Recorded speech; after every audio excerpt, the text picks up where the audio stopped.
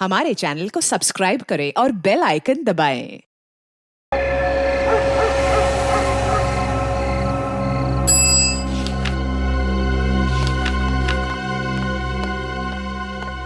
जी madam. हाँ रघु, कल की मीटिंग फिक्स है ना? वो बाहर गांव के टूरिस्ट के साथ ना मैडम, वो तो फिक्स है, कल सुबह 11 बजे। ये मीटिंग इस गांव के विकास के लिए बहुत जरूरी है। जी मैडम। ठीक है, ये फाइल अभी के अभी कलेक्टर ऑफिस भिजवा दो। जी मैडम। मैडम 10 बज चुके हैं और अभी तक आपने खाना भी नहीं खाया है। मैं कुछ मंगवाऊं आपके लिए? नहीं, मैं घर जाके ही खा लूंगी। अच्छा सर, वॉचमैन को बुलाओ। बिल्कुल। किशोर,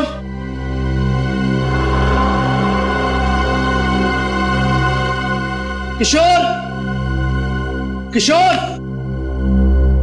लगता है सो गया फिर मैंगो। मैं उसे लेके आता हूँ।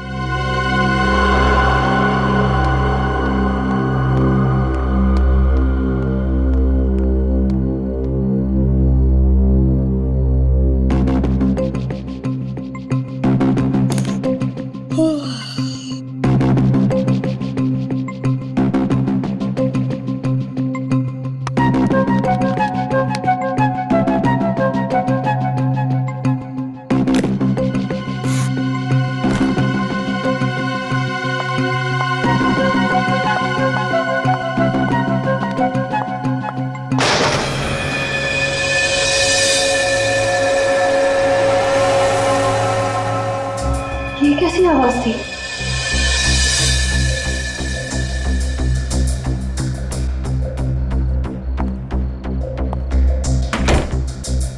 लगता है मेरे ही कान बज रहे हैं। ये लाइट कैसे चली गई? किशोर! रघु! किशोर! रघु! किशोर!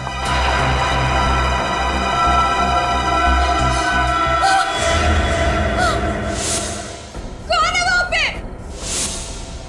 सामने क्यों नहीं आते? देखो, सामने आ जाओ वरना तुम्हें ये मजाक बहुत भारी पड़ेगा। बचाओ! किशोर! रघु! बचाओ! क्या हुआ मैडम? मैं हूँ किशोर। मैं तुम्हें कब से आवाज दे रही हूँ, तुम्हें सुनाई नहीं दे रहा क्या? अरे मैडम माफ करना, नींद आ रही थी इसलिए चाय पीने चला गया। लेकिन आप क्यों डर रही हो? क्या हुआ? यहाँ कोई है। कौन है? अभी मैंने एक बहुत ही भयानक परछाई देखी। भयानक परछाई? बहुत ही बड़ी परछाई। कहाँ पर थी? वहाँ?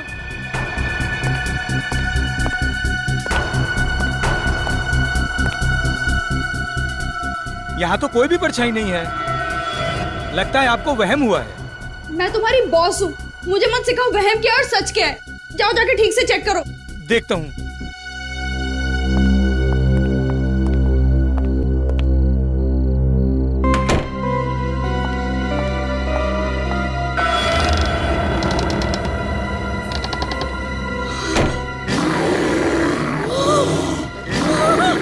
बॉस बताना,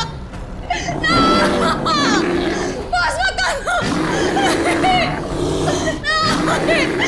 बचाओ, बचाओ।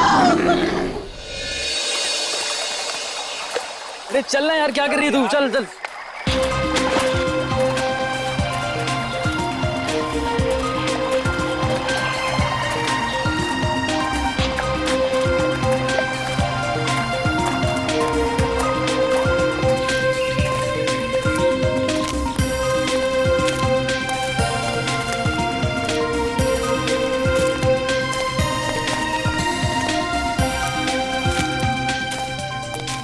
अरे यार, बचपन से मेरी इच्छा थी कि मैं ऐसी किसी जगह पे आके ट्रेकिंग करूं। आज जाके चांस मिलाए गए। शुक्र मनाओ कि वक्त पे इच्छा पूरी हो गई तुम्हारी। नहीं तो अगर हड्डियां कमजोर हो जाती ना तो फिर पोतों पोतियों के साथ यहाँ आते और इच्छा ही रह जाती तुम्हारी। अरे यार सही है। What a beautiful। ये धूप है, जल्दी आओ, जल्दी आओ। ओह माय गॉड, अरे ये क्या है? लाश। लाश? क्या करें आप? क्या करें? एक काम करते हैं, छोड़ो इसको, यहाँ से निकलते हैं जल्दी। हाँ निकलते हैं यहाँ से। नहीं नहीं, ऐसे नहीं जा सकते, सीआईडी को फोन करना पड़ेगा।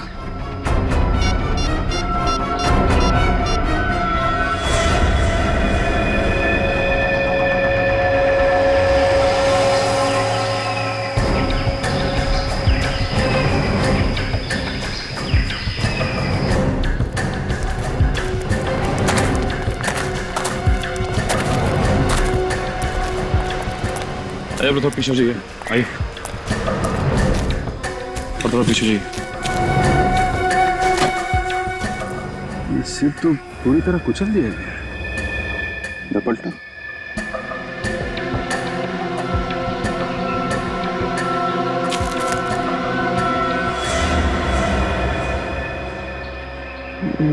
देखा, जगह जगह काटने के निशान है। सर इस तरह तो कोई जंगली जानवर ही मार सकता है। हाँ सर, इस निशान को देख के भी यही लगता है कि इसे किसी जानवर ने मारा है, इंसान ने नहीं। ये निशान काफी बड़ा और अजीब सा है। साइज में तो हाथी के पैरों से भी बड़ा है। हाँ सर, जिस तरह से इस आदमी का सर पिचका हुआ है, देखकर तो ऐसे ही लगता है कि उस जानवर के पैर के नीचे आ गया होगा। अब इसकी मौत पैर के नीचे आने से हुई है या किसी और वजह से, ये तो ये निशान बताएंगे। निकल सर।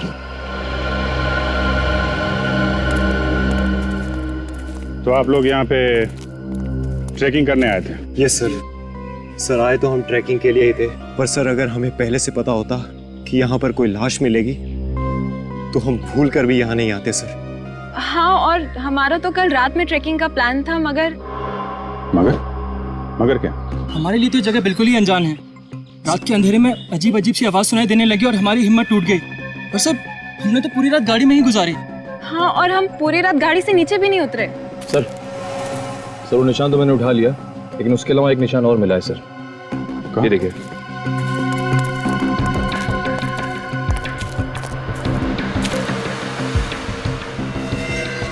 ये खूनी जानवर हमारे लिए रास्ता बनाता हुआ भी गया है। चलो देखते हैं। सर आपको क्या लगता है, ये निशान किसी जंगली जानवर के हो सकते हैं?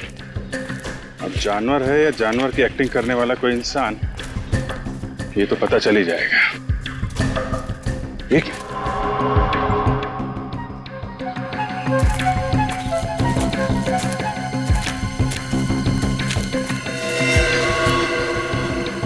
दोनों पैरों के निशान। यहाँ पे खड़ा हुआ था क्या? यहाँ आसपास चेक करो जरा।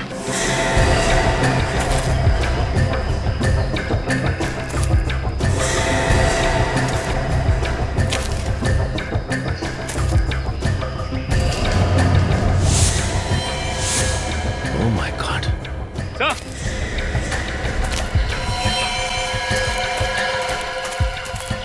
हाँ सचिन।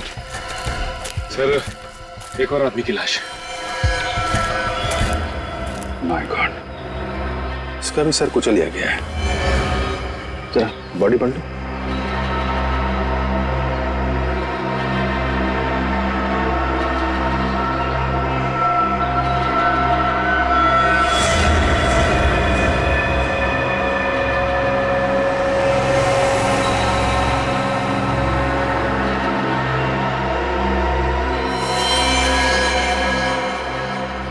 मारने का तरीका वही है, वही पिचका हुआ सर और वही काटने का निशान। और सर इसकी जेब से भी कुछ नहीं मिला है। कहीं ये दोनों खून लूट के इरादे से तो नहीं किए गए? हो सकता है। खूनी तक पहुंचने के लिए इन लोगों की पहचान होनी बहुत जरूरी है। जरा मिसिंग पर्सन ब्यूरो से पता करो, किसी ने इनके गायब होने की रिपोर्ट लिखवाई है क्या?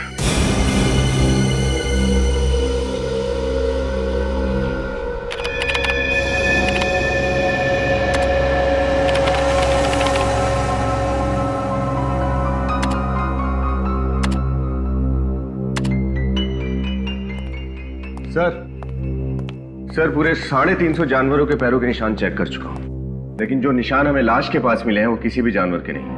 ये क्या चक्कर है? जानवर के भी निशान नहीं है, आदमी के भी नहीं है। मैं कुछ बोलूं? नहीं, बिल्कुल नहीं, मुंह मत खोलना तुम फ्रेडी। अरे एक बार सुन तो लीजिए सर। एक ही बात, मगर अगर तुम्हारे मुंह से आत्मा शब्द निकला ना तो मुझसे बुरा कोई नहीं होगा, याद रखना। वाइफ की कसम आत्मा का नाम नहीं लूंगा, क्योंकि आत्मा के पैरों के निशान तो होते ही नहीं है। बताओ जल्दी। ये पैरों के निशान के साइज देखकर तो ऐसा ही लग रहा है कि ये पैर किसी राक्षस या दानव के होंगे। आत्मा का नाम नहीं ले रहा हूं सर। आत्मा और दानव में उतना ही फर्क होता है जितना गन और राइफल में होता है। हो गया, बस बंद करो अपनी कहानियों की दुकान, समझे? सर उन दोनों मरने वालों के बारे में पता चल गया है। कौन है वो दोनों? सर पहली लाश अरुण की है जो विद्यानगर में रहता था, दूसरी लाश महेश की है जो वैशाली नगर में रहता था। विद्यानगर और वैशाली नगर, ये दोनों तो शहरी लोग थे सर। तो फिर रेवागढ़ जैसे गांव में क्या करने पहुंच गए होंगे? ये तो अरुण और महेश के घर वाले ही बता सकते हैं। मुझे अब तक यकीन नहीं हो रहा कि अरुण अब कभी वापस नहीं आएंगे। प्लीज संभालिए अपने आप को। हम वादा करते हैं कि आपके पति के खूनी को जल्द से जल्द पकड़ लेंगे। मम्मी, पापा वापस आ गए? नहीं बेटा, वो अभी नहीं आए। अब आप ही बताइए, क्या जवाब दूं मैं इस मासूम को जब ये हर पल अपने पापा को याद करेगी, पूछेगी कि वो कब आएंगे। हम आपकी तकलीफ समझ सकते हैं, लेकिन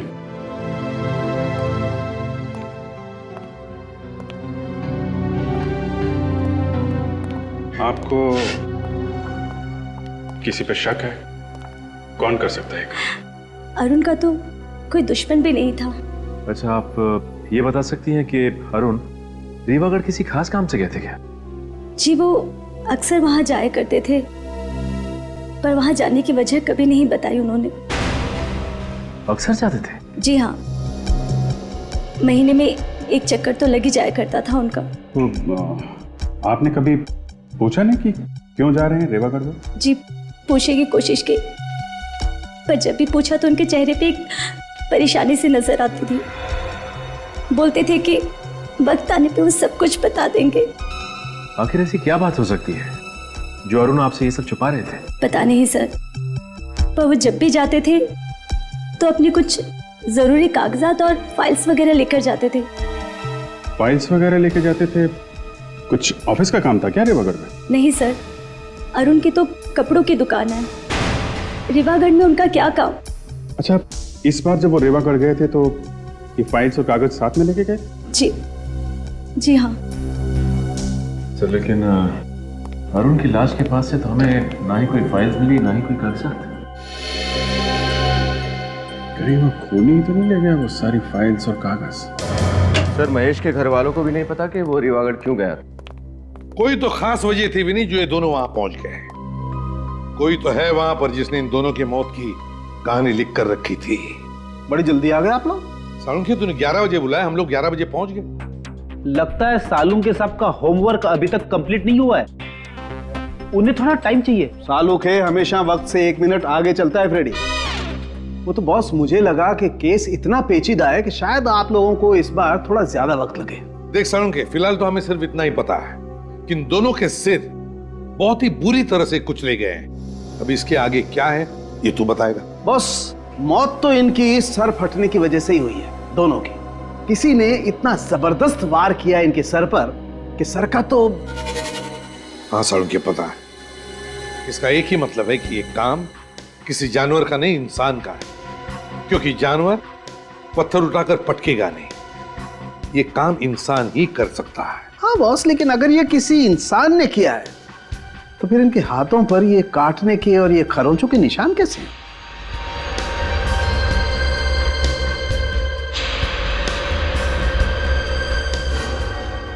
सर, ये काटने के निशान इंसान के दांतों के? नहीं भी नहीं, आदमी के दांतों के निशान इतने बड़े नहीं होते। सालुंखे, जख्मों के अंदर देखता, शायद थूक के ट्रेसेस मिलते, पता चल जाता कि ये काम किसने किया है, इंसान ने या जानवर ने। वो सब कुछ हम कर चुके हैं बॉस। तो फिर क्या पता चला? उससे जो पता चला है उससे तो लगता है कि ये काम ना तो किसी आदमी का है ना किसी जानवर का है।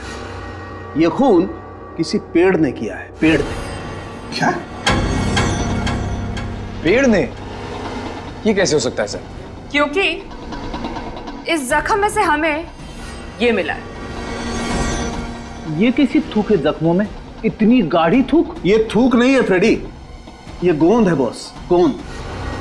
क्या कहा? गोंद? हाँ सर, वो वाली गम जो पेड़ के तने से निकाली जाती है। पेड़ के तने से? इन दोनों के जख्मों में?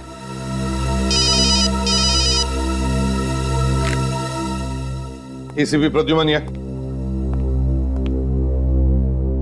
क्या कहा?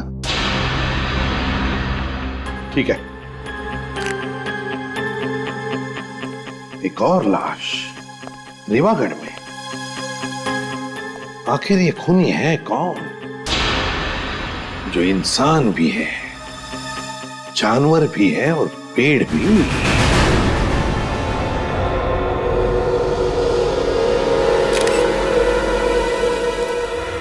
ये बताइए, आपको पता कब चला यहाँ पे लाश पड़ी हुई?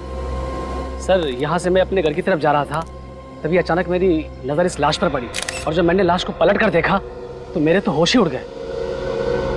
बहुत उम्मीद थी सोनाली जी से साहब कि वो हमारे गांव को शहर से भी आगे लेकर के जाएंगे, मगर हमारे सपनों पर पानी फिर गया साहब। कितना टाइम हुआ था सोनाली जी को यहाँ की तहसीलदार बने हुए? सर, यही करीब कोई 2 महीने हुए हैं, लेकिन इन 2 महीनों में उन्होंने गांव के विकास के लिए इतना कुछ कर दिया जितना कि हमारे गांव के लिए आज तक बड़े बड़े लोग भी नहीं कर पाए।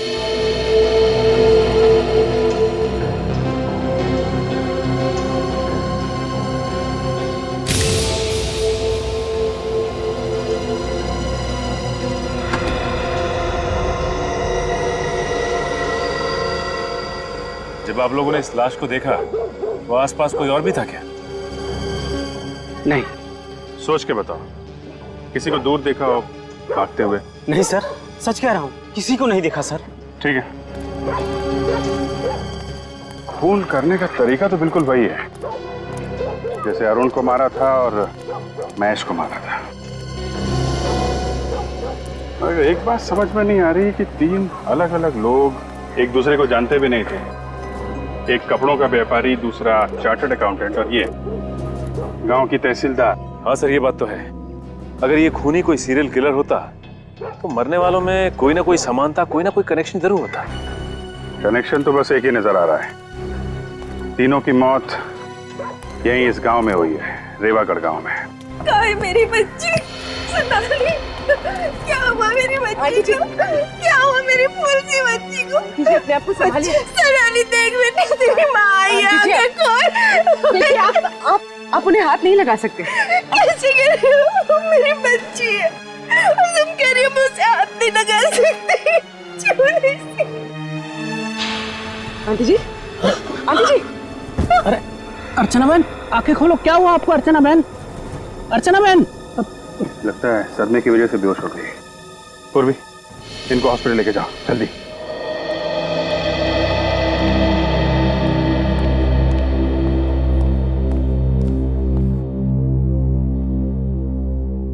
दोबारा बीपी चेक करने से पहले फिर से दवा देना और प्रेशर चेक करके मुझे रिपोर्ट करना। डॉक्टर साहब, अब तबीयत कैसी है इनकी? बेटी की मौत के सदमे की वजह से थोड़ा ब्लड प्रेशर लो हो गया था, अभी ठीक है। बात कर सकते हैं इनसे? हाँ हाँ जरूर। प्लीज। आंटी कैसी हैं? जिस बदनसीब औरत से उसकी जवान बेटी रातों रात छिन जाए, वो कैसी हो सकती है? आप पे क्या बीत रही है हम लोग समझ सकते हैं, मगर जिस माँ से वो औलाद छिन जाए जिसे उसने जन्म दिया है, पाला है, पोसा है, उसका दर्द तो सिर्फ एक माँ ही समझ सकती है। सोनाली बिटिया को जिसने भी मारा होगा ना, उसको नरक में भी जगह नहीं मिलेगी। आप जी, मैं ये हरीश भैया है। मेरे पति रवि की मौत के बाद इन्होंने ये सोनाली को बाप से बढ़कर प्यार किया है। रवि मेरे बचपन का दोस्त था साहब। आप लोगों को किसी पे शक है? किसका काम हो सकता है ये?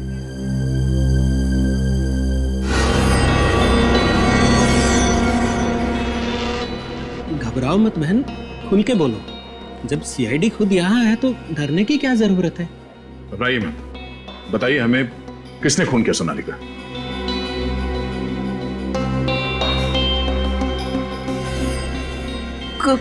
गौरव। गौरव? गौरव कौन है?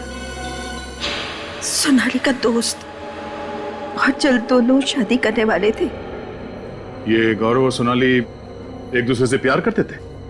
प्यार तो सोनाली करती थी, गौरव को प्यार था तो सिर्फ और सिर्फ सोनाली के पैसों से। जब भी मैं पैसे मिलता तभी तुम्हारे पास पैसे क्यों नहीं होते यार? कौन तुम चिल्लाओ मत, मुझे तुम्हें हर महीने पैसे देने, मुझे माँ को भी पैसे देने, मैं इतने पैसे कहाँ से लाऊं? ये पहली बार दे रही हो क्या यार? तुम तुम्हारे माँ के लिए तुम्हारे पैसे सबके पास हो, मेरे लिए पैसे नहीं है तुम्हारे पास? मुझे नहीं बात करनी है तुमसे। अगर तुम्हें पैसे नहीं देने मत तो मैंने नाटक नहीं करो मेरे सामने। गौरव प्लीज।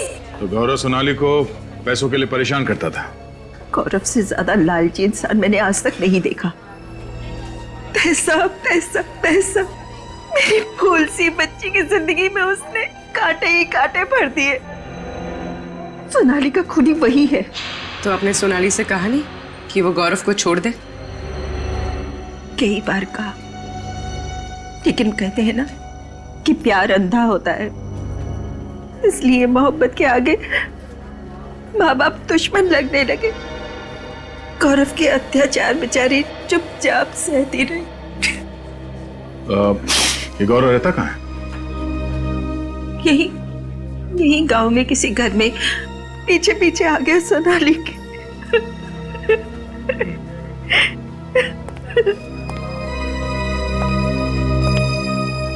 इस गौरव को ढूंढना पड़ेगा। चलो।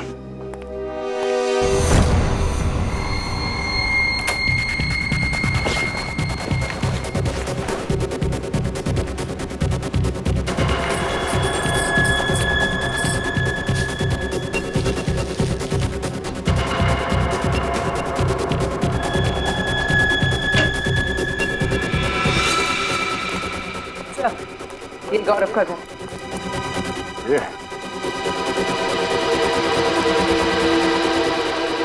वैसे सुनो, ये गौरव है अंदर? मैं भी जल्दी में बात में मिलूंगा। अरे सुनो तो जरा, एड्रेस तो बता दिया। कौन सा एड्रेस? सीआईडी ब्यूरो का एड्रेस।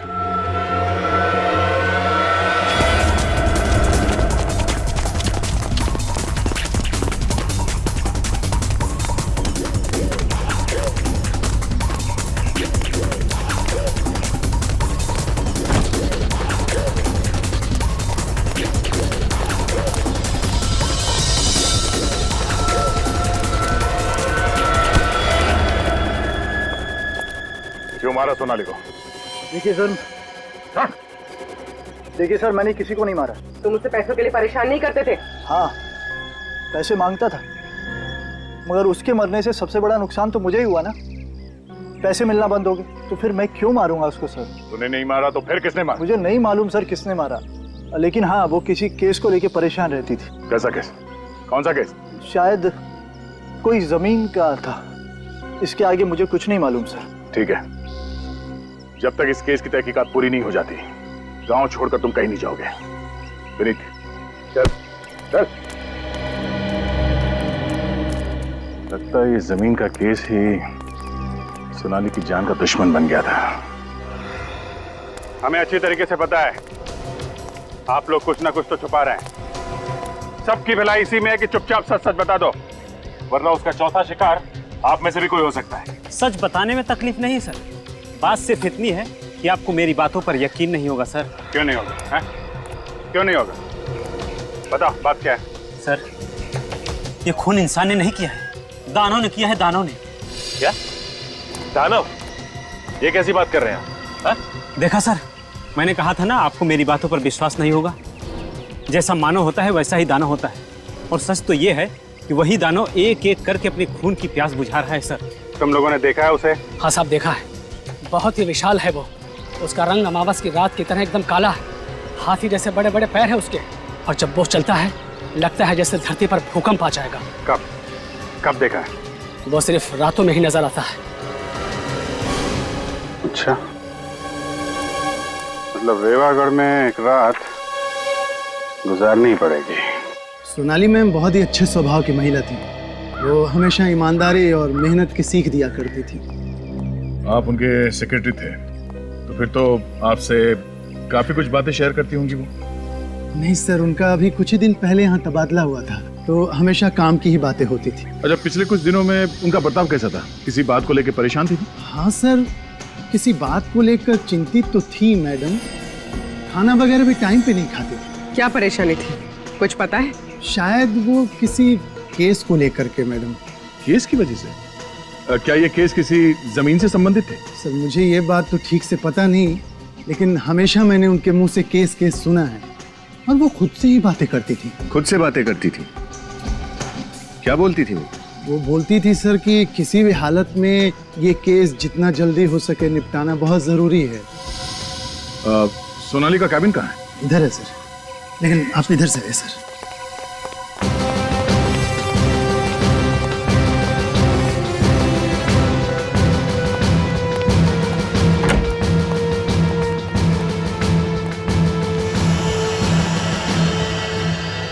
एक एक फाइल, एक एक कागज को अच्छी तरह से देखो। वो कौन सा केस है जो सोनाली को परेशान कर रहा था, उसका जवाब इस ऑफिस में कहीं दबा हुआ है। देखो।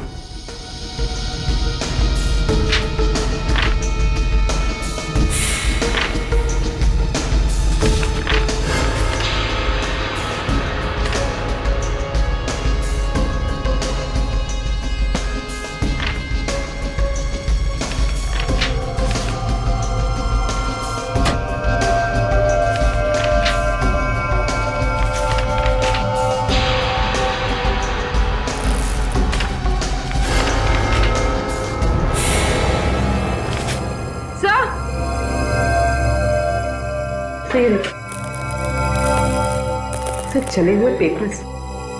मगर सर कोई कागज जलाकर यहाँ क्यों फेंकेगा? वो शायद इसलिए बनी क्योंकि सोनाली की मौत का राज इन कागजों में दफन था। सर ये देखिए, आधी जली हुई फाइल। यहाँ कुछ छपा हुआ है। सर शायद पहले पेज की स्याही का प्रिंट इस फाइल पे छप गया है। हाँ, रुको, यहाँ। क्या हुआ सर? क्या ये सब? ये फाइल और ये कागज किसने जलाया? सरकारी फाइल जला दी किसी ने? ये किसने किया सर? ये तुम हमसे पूछ रहे? या ऑफिस में तुम रहते हो या हम? हाँ सर, लेकिन मैम। सोनाली के कैबिन में सबसे ज्यादा तुम्हारा ही आना जाना होता था ना? बिल्कुल मैम, लेकिन मैं फाइल क्यों जलाऊंगा? कहीं सोनाली मैम नहीं तो नहीं? वाह, ये अच्छा है। जो मर गया उसी के सर पे इल्जाम डाल दो। क्यों? सर वाकई मुझे पता नहीं कि ये किसका काम है सर। ये फाइल देखो। क्या तुम बता सकते हो फाइल किस चीज की है?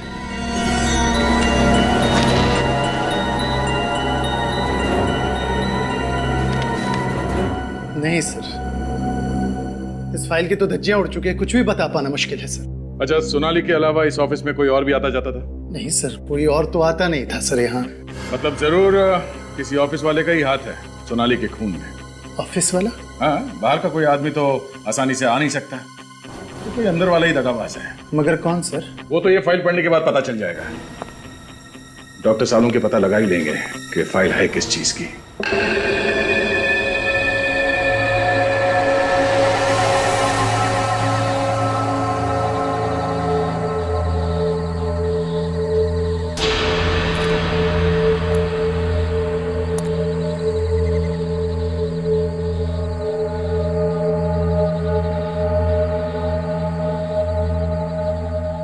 निखिल, कुछ दिखाई दिया क्या?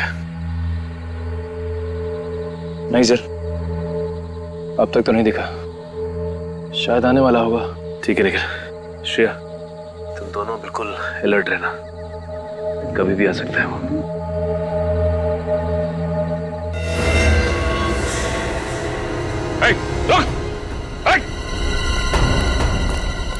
क्या हुआ सर? वो अभी यहाँ से भागा है। एक काम करो, तुम दोनों यहाँ से जाओ, मैं यहाँ से जाता हूँ। सर। Come on!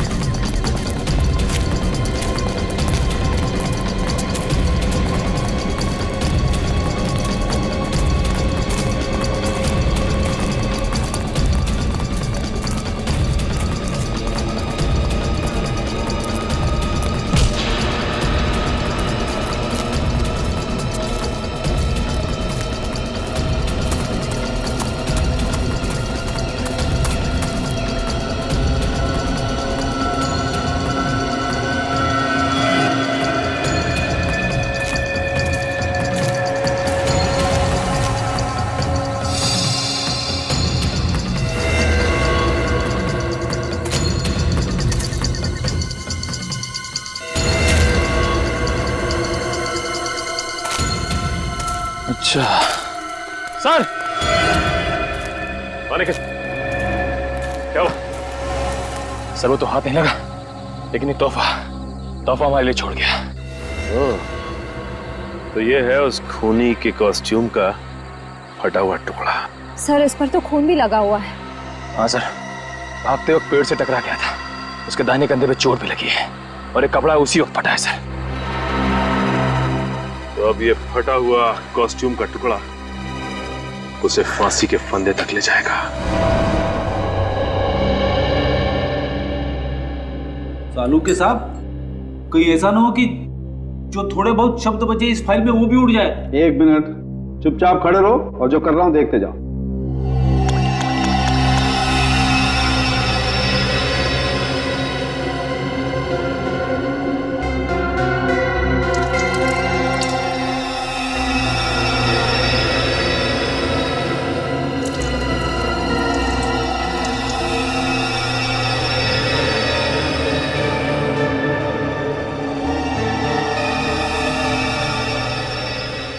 वाह भाई, देखा फ्रेडी, इसे कहते हैं रेत में से सुई ढूंढना। वाह भाई वाह। अभिजीत, इस पर ये जो भी छपा है उल्टा छपा है, देखो। वो शायद इसलिए हुआ होगा कि इस फाइल में जितने भी पेपर्स होंगे उसमें जो सबसे ऊपर पेपर था उसकी स्याही गीली होगी और ये फाइल बंद कर दी गई, तो फाइल के कवर पर उस पेपर का प्रिंट आ गया। किसी चीज की लिस्ट है सर।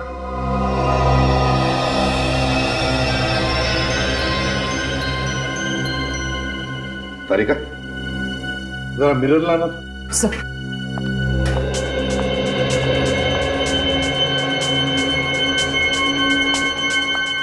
यहां पकड़।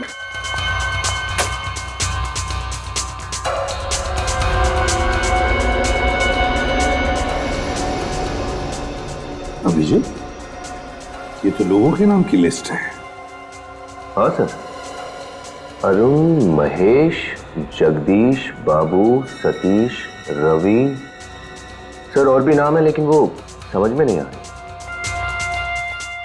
अरुण महेश, अभिजीत, अरुण महेश तो वही है ना जिनका बहुत ही बुरी तरह से सिर कुचलकर मारा है कोनी ने। सोनाली जिस केस से परेशान थी, लगता है ये दोनों का संबंध उस केस से है। तो हो सकता है सर बाकी लोगों के नाम जो लिस्ट में हैं उनकी जान को भी खतरा हो। हाँ, उनके सेल फोन नंबर है ना हमारे पास, बुला लो इन सब। Yes sir. सर खूनी हमारे हाथ में आते रह गया सर। कोई बात नहीं, बहुत जल्दी वो हमारे मुट्ठी में होगा। सर फिलहाल उसके कॉस्ट्यूम का टुकड़ा मिला है सर, जो भागते वक्त झाड़ी में फंस गया था सर। इस पे खून भी लगा हुआ है। तो ये पहनकर डरा रहा था वो लोगों को, लेकिन हमें नहीं डरा पाएगा। वो भाग कर जाएगा कहां? सर हम जानते हैं ये खून कौन कर रहा है। आप जानते हैं कौन है वो? राजेश। राजेश है? कौन ये राजेश? एक नंबर का फ्रॉड ये है सर। सर गांव की एक जमीन है जो कि सरकारी प्लॉट है, उसने ये जमीन धोखे से पूरे 9 लोगों को बेच दी है। क्या एक सरकारी जमीन को 9 अलग अलग लोगों को बेच दिया? हाँ सर, और उनमें से हम 4 लोग आपके सामने खड़े हैं। तो क्या ये महेश और अरुण भी? वो भी बेचारे उस 420 के चक्कर में फंस गए। आधी कीमत पे जमीन बेची उसने और शर्त ये रखी किसी को भी भनक नहीं लगनी चाहिए। लेकिन आप लोग एक दूसरे से कभी ना कभी तो मिले होंगे ना? वही तो उसका खेल था सर। उसने कहा था जमीन का पोजीशन 2 साल बाद मिलेगा, और इन 2 सालों में उसने 9 पार्टियों को जमीन बेच दी, और इस बात को हमें खबर तक नहीं लगी कि हमारे साथ कितना बड़ा धोखा हो रहा है। तो इस बात की खबर आपको लगी कब? यही कोई 1.5 महीने पहले सर।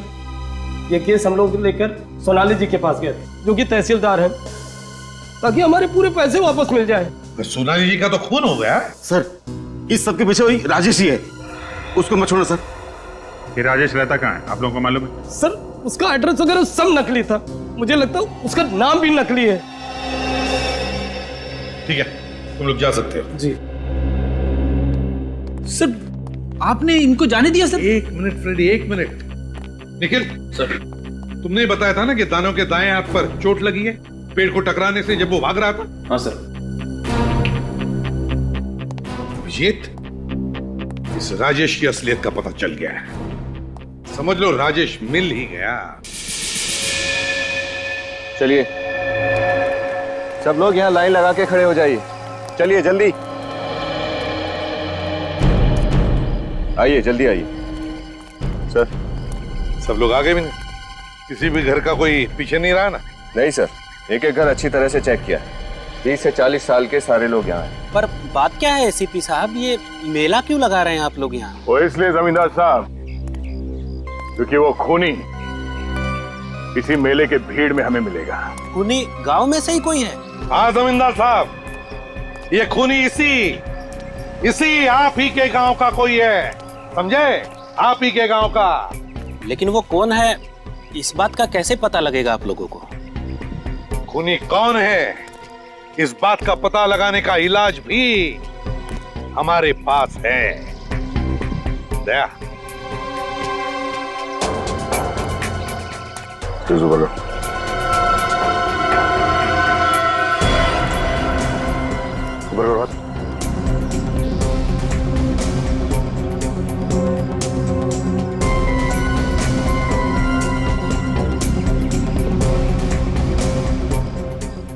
क्या देखते साहब?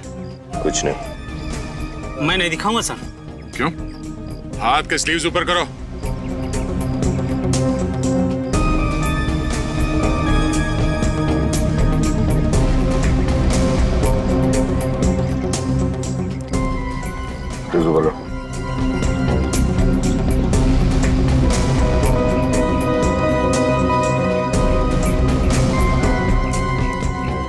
सर इनमें से तो कोई भी नहीं है।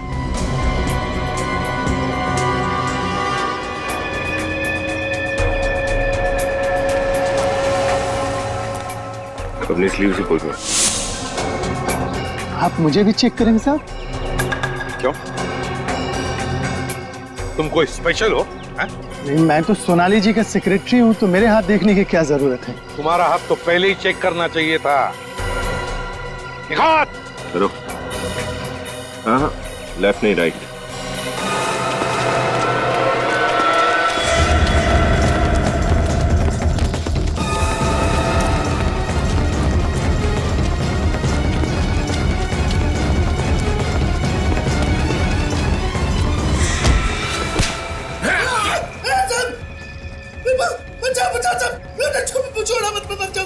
बुरे काम का बुरा नतीजा। हाँ? मुझे बहुत डर लगता है साहब। अच्छा, अब पता चला जब इंसान से मौत सिर्फ 10 सेकंड दूर होती है तो कितना डर लगता है। हाँ? मैंने कुछ खून नहीं किया साहब। मैं उस खूनी का नाम बता दो साहब। खून तूने नहीं किया? नहीं साहब, मैंने खून नहीं किया साहब। असली नचाने वाला तो कोई और था साहब। किशोर से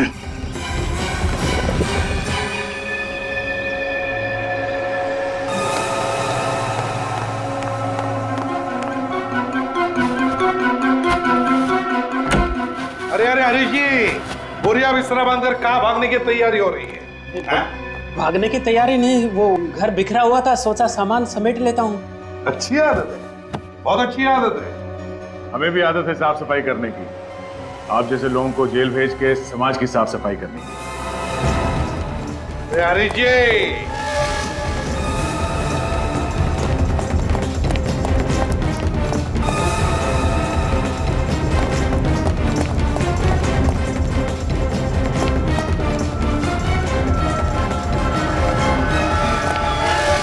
इतनी तेज भागेगा तो अस्पताल जाएगा। देखो मुझे जाने तो मैं गांव की आधी जमीन तुम्हारे नाम कर दूंगा। एक बार जाने तो मुझे बस। जमीन का लालच देता तुमने? शर्म नहीं आई तुझे? अगर तू खुद पकड़ा गया था तो मेरा नाम लेने की क्या जरूरत थी? मुझे डुबा के क्या खुद बच गया तू? तेरी वजह से मैं यहाँ पे खड़ा। न तू मुझे पैसों का लालच दिखाता और न मैं नकली दानव बनता और न मैं वो सारे खून करता। अच्छा, तुम हो वो दानव जो लोगों के दिल में डर पैदा कर रहे थे? हाँ साहब, पहले मैं उनके सर पर पत्थर मारकर उनकी जान ले लेता था, फिर मैं उसका सर जमीन में गाड़ कर उसके ऊपर दानव के पांव का निशान बनाता था।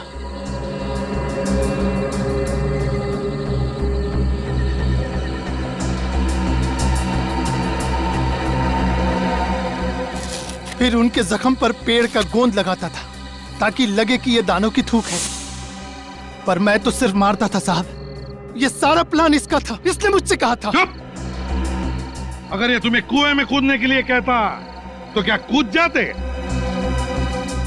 जितने भी खून हुए ना, जितने भी, उसके तुम भी जिम्मेदार हो, और तुम भी राजेश।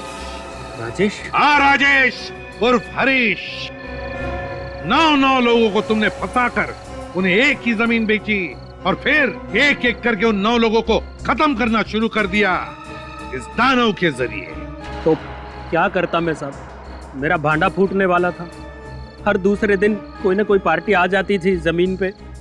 अब धीरे धीरे लोगों को पता चलने लगा कि मैं बेईमान हूँ और लोग मुझे ढूंढने लगे। तो इसीलिए तुमने दानों की अफवाह फैलाकर खून करवा दिया, हाँ? ताकि बाकी के लोग दानों के डर से वापस आए नहीं। हाँ साहब, सोनाली को भी मैंने ही मरवाया क्योंकि वो इस केस की तहकीकात कर रही थी। ये सब किस लिए किया तुमने? उन पैसों के लिए जो तुमने गलत तरीके से कमाए, गलत तरीके से। उन पैसों की कीमत तुम्हारी जिंदगी से ज्यादा थी या नहीं, इसका जवाब तो तुम्हें जरूर मिलेगा फांसी पर चढ़ने से पहले।